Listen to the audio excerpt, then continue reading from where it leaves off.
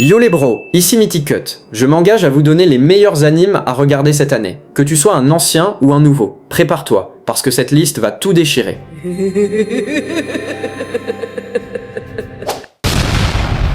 Le premier anime que je vais vous présenter c'est Les Carnets de l'Apothicaire. Vous voyez cette petite fille derrière moi? Elle s'appelle Mao Mao. Et s'il vous plaît, enlevez vos mains de vos caleçons.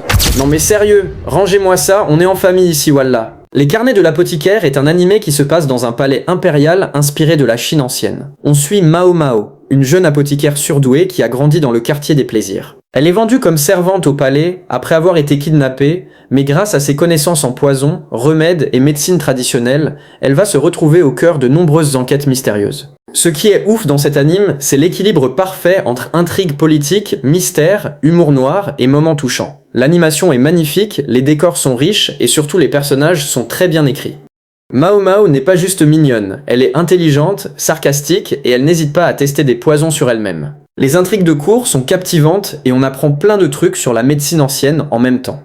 Que tu aimes les enquêtes, les héroïnes badass ou simplement une histoire bien rythmée sans avoir besoin de combat toutes les 5 minutes, cet anime est un vrai coup de maître cette année. Perso, j'ai passé des nuits entières à le regarder, c'est vraiment addictif. Si tu penses que c'est tout, laisse-moi te parler de Jinchi, le type il cherche carrément à gérer notre Mao Mao, enfin Ma Mao Mao. Jinchi est ce beau gosse mystérieux, haut placé au palais, qui passe son temps à tourner autour de Mao Mao. Il est intelligent, charismatique, un peu manipulateur, et clairement intéressé par notre petite apothicaire. Leur dynamique est juste hilarante et pleine de tension. Mais les Carnets de l'Apothicaire, c'est bien plus que ça.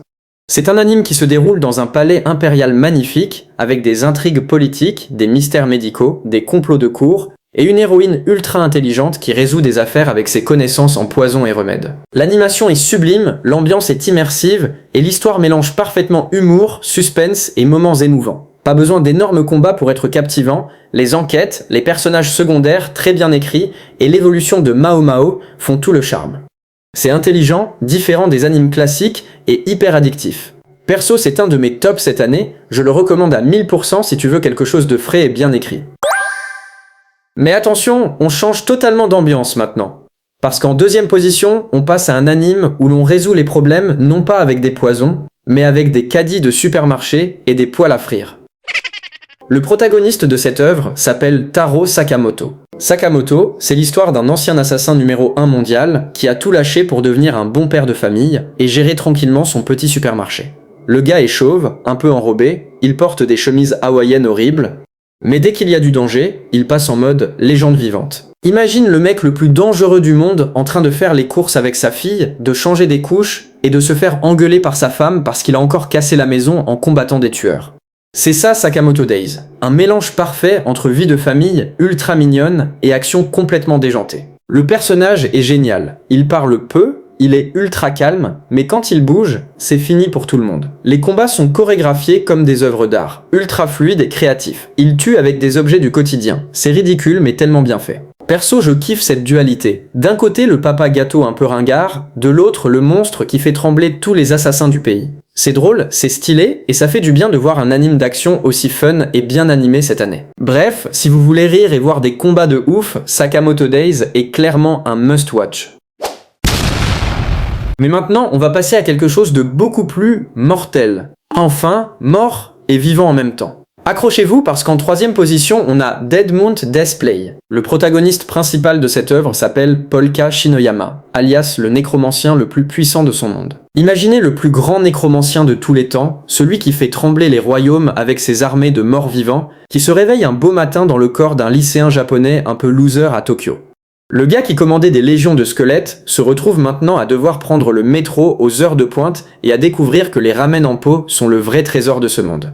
De l'autre côté, le pauvre Polka, qui était détective, se retrouve avec des pouvoirs de nécromancie et doit gérer des squelettes qui sortent du sol quand il est stressé. C'est le clash culturel ultime. Fantasy dark versus vie moderne japonaise. L'anime est génial parce qu'il mélange parfaitement des scènes ultra sombres et violentes avec des moments absurdes et drôles. Les combats sont stylés grâce à la nécromancie invoquer des morts pour tout et n'importe quoi.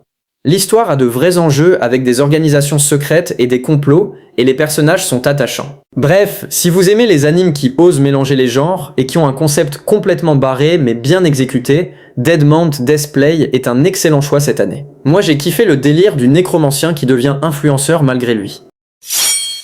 On continue avec le 4e anime de ce top, The Wrong Way to Use Healing Magic. Le protagoniste s'appelle Usato, un lycéen, tout ce qu'il y a de plus normal, jusqu'au jour où il se fait littéralement kidnapper par une héroïne et un prince pour partir dans un autre monde. Sauf que lui, au lieu d'avoir un pouvoir cheaté genre épée légendaire ou magie de feu, il se retrouve avec de la magie de guérison.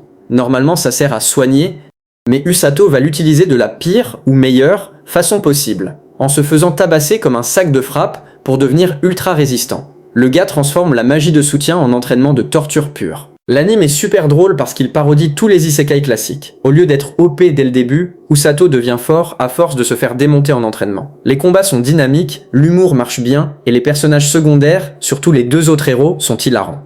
C'est un bon feel-good avec de l'action, de la comédie et une bonne dose d'absurde. Si tu aimes les isekai mais que tu en as marre des histoires trop classiques, The Wrong Way to Use Healing Magic est un très bon choix cette année.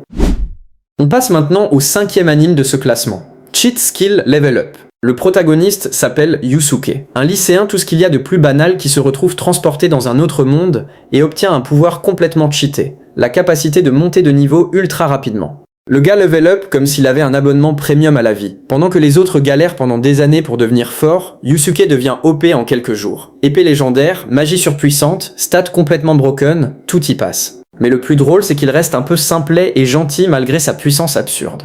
L'anime joue à fond sur le concept Isekai Cheat, combat facile, harem léger et progression ultra satisfaisante. L'animation est correcte, les scènes de level up donnent bien l'adrénaline, et c'est parfait si tu veux te détendre avec un anime où le héros est clairement au-dessus de tout le monde.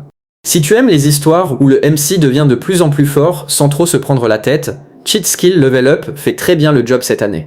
Voilà les bros, c'était mon top 5 des meilleurs animes à regarder cette année. À la base, je voulais vous faire un vrai top 10 bien complet, mais là je suis un peu malade. Je tousse comme un vieux moteur diesel. Du coup, j'ai préféré vous sortir un top 5 de qualité plutôt qu'un top 10 bâclé. Si cette vidéo vous a plu, si elle fait de bonnes stats, et surtout si vous me motivez bien en commentaire, j'aurai la force de revenir très vite avec la partie 2, le top 6 à 10. Dites-moi en commentaire quel est votre anime préféré de la liste, et ceux que vous voulez absolument voir dans la partie 2. Votre soutien me donne vraiment la force de continuer le grind, même quand je suis malade. Si vous avez kiffé, lâchez le gros like, abonnez-vous et activez la cloche. C'était Mythic Cut, on se retrouve très vite. Peace.